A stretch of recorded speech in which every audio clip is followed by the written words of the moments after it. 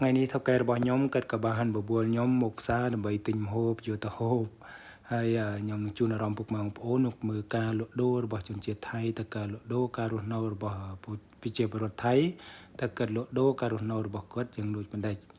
ហើយចំពោះការលក់ដូររបស់គាត់គឺគាត់ច្រកជាថងចឹងពុកម៉ែបងប្អូនច្រកថងសេអសដាក់នឹងតែម្ដងដើម្បីយើងដឹងថារបស់របរលក់គឺមួយកញ្ចប់ប៉ុន្មានដូចជាត្រីអញ្ចឹងគឺមួយកញ្ចប់4000រៀលជាលុយខ្មែរយើងពុកម៉ែបងប្អូនបើគិតជាលុយខ្មែរយើងមានគ្រប់យ៉ាងដូចជាស្រុកយើងផងដែរមានតាំងពីស្ពៃជ្រក់មានអីផងដែរហើយខ្ញុំក៏បានមករៀបចំទិញបន្លែទិញអីរបស់របរគេច្រកថងគឺគេដាក់តម្លៃនៅនឹងស្រេចតែម្ដងហើយខ្ញុំក៏បានរៀបចំមកទិញសាច់ជ្រូកហើយទិញសាច់ជ្រូករួចថៅកែគាត់ក៏បានដើរនៅមើលផ្សាររត់ទិញរបស់របរ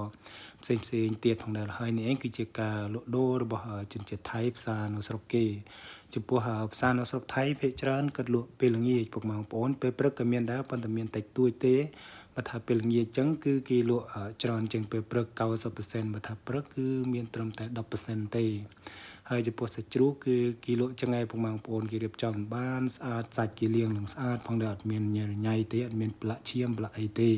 គឺសាច់ជ្រូកគេលាងនឹងស្អាតផងដែរគឺអនាម័យល្អមែនទេអត់សូវមានរុយទេពុកម៉ែបងប្អូនគឺផ្សារនៅស្រុកគេគឺស្រស់ស្អាត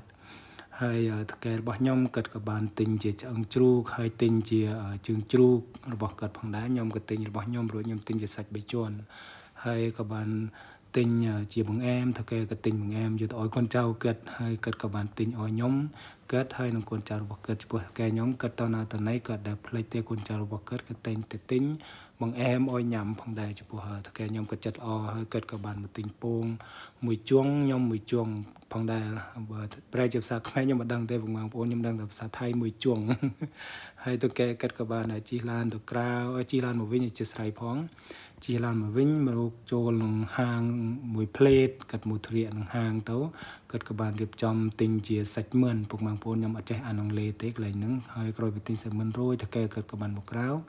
ទិញជាតែក្រូចឆ្មាបុរាណណាពុកម៉ែបងប្អូនខ្ញុំក៏សូវដឹងដែរថៅកែខ្ញុំក៏តែងតែទិញតែបុរាណហ្នឹងញ៉ាំព្រួយគឺថាឆ្ងាញ់ទៅខ្ញុំក៏បានសាកមើលឆ្ងាញ់មែនពុកម៉ែបងប្អូនព្រួយគាត់មកញ៉ាំបាយនៅកន្លែងហ្នឹងទៅគាត់ក៏បានទិញជាតែក្រូចឆ្មាមួយកែវតែត្រឹមតែ3000រៀលទេពុកម៉ែបងប្អូនស្មើនឹង25បាតលុយថៃផងដែរហើយអ៊ំប្រុសខ្ញុំក៏បានសូមអនុញ្ញាតគាត់សូមថតរូបដើម្បីលុងភេទលុងអីគាត់ថាអីទេអូនថតបានចំពោះអ៊ំប្រុសគាត់អត់ថាអីទេខ្ញុំចង់ថតឲ្យពុកម៉ែបងប្អូនបានឃើញអំពីការរស់នៅរបស់ប្រទេសថៃជនជាតិថៃទៅការរស់នៅរបស់គាត់ការនិយាយស្ដីការហូបចុករបស់គាត់យ៉ាងដូចម្ដេចផងដែរខ្ញុំក៏ចង់ចែករំលែកឲ្យពុកម៉ែបងប្អូនបានឃើញគាត់អត់តែបានមកប្រទេសថៃពុកម៉ែបងប្អូនហើយខ្ញុំទិញរួចថៅកែគាត់ក៏បានរៀបចំនៅចាំខ្ញុំប្រួយគាត់ទៅបានហៅបាយគេទុកផងដែរហៅបាយជាខៅមូដែងពុកម៉ែបងប្អូនបើប្រែជាភាសាខ្មែរយើងខ្ញុំអត់សូវដឹងទេខៅមូដែងគាត់ដួសខ្ញុំនឹងច្រើនមែនទេគាត់ហូបអត់អស់គាត់រឿងជឿថ្មិញគាត់ក៏បានដួសបាយដាក់ឲ្យខ្ញុំច្រើនមែនទេហើយត្រូវនឹងឆាមะนาวឆាក្រូចឆ្មាពុកម៉ែបងប្អូនក្រោយពីញ៉ាំបាយរួចថៅកែគាត់ក៏បាននាំខ្ញុំមកទិញកាហ្វេដើម្បីយកទៅផ្ញើបងធ្វើការនៅផ្ទះផងដែរបងប្អូនហើយខ្ញុំក៏បានមកធរៀកជាមួយថៅកែ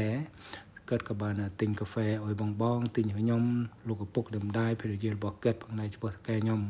គាត់ចិត្តល្អណាស់ពុកបងប្អូនចំពោះការហូបចុកថៅកែរបស់ខ្ញុំគឺគាត់អត់ដែលផ្លេចកូនចៅទេទោះបីជាគាត់ទៅឆ្ងាយយ៉ាងណាគាត់តែងតែទិញរបស់របរផ្ញើកូនចៅរបស់គាត់ផងដែរចំពោះថៅកែខ្ញុំហើយខ្ញុំក៏បានបើកឡានថៅកែគាត់ក៏បានបើកឡានជាស្រ័យផងថៅកែគាត់ក៏បានបើកឡានទៅផ្ទះវិញដើម្បីយកកាហ្វេទៅឲ្យអ្នកម្ដាយលោកឪពុករបស់គាត់ហើយនឹងយកមកចែកកូនចៅរបស់គាត់ផងដែរហើយខ្ញុំក៏បានទៅដូរខោអាវដើម្បីមកជួយជីចដធ្វើចដរបស់ថៅកែរបស់ខ្ញុំព្រោះធ្វើចដសិនដល់ពេលយើងឡើងទៅគឺវាមិនបាច់ប្រឡាក់ភ្លុះជើងផងដែរថៅកែក្រោយធ្វើចដក្រោយពីធ្វើទៅភ្លៀងក៏ធ្លាក់ពុកម៉ែបងប្អូនភ្លៀងរាល់ថ្ងៃនៅកន្លែងខ្ញុំនៅខាងខូរ៉ាតនគររាជសីមាពុកម៉ែបងប្អូនគឺភ្លៀងរាល់ថ្ងៃតម្ដងធ្វើការចង់កើតទេ